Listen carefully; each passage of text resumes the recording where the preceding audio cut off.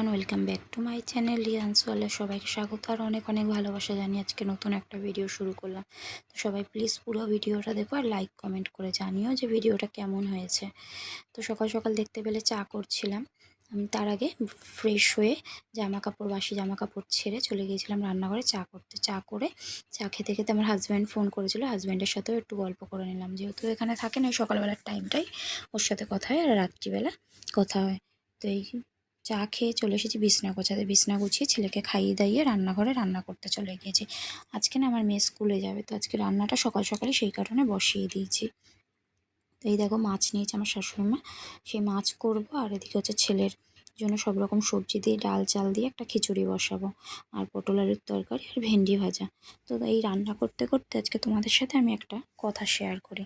তো জানো তো, আমরা বাড়ির বউরা না যতই করি না কেন, সেই দিন শেষে আমাদের শাশুড়ি মারা পাশের বাড়ির বউটারই সুনাম করবে, বলবে জানিস তো ওই বাড়ির বউটা না কত ভালো, শ্বশুর শাশুড়ির কত যত্ন করে। আবার সেই পাশের বাড়ির কাকিমাই আমার নামে বলবে তার বৌমার কাছে যে জানিস তো ওই বাড়ির বউটা খুব ভালো, ওই বাড়ির বউটা না এই করে। আসলে কি বলতো, আমরা বউরা শাশুড়ি মার কাছে কোনোদিনই ভালো হয়ে উঠতে পারবো না। তো যাই হোক, দেখো এই যে রান্না বসিয়ে দিয়েছি, মাছের মশলা করে মাছ ভাজা বসিয়ে দিয়েছি। এই রান্না করছিলাম, রান্না করতে করতে একবার ঘরে গিয়েছিলাম ছেলেকে দেখতে, ছেলে কি করছে।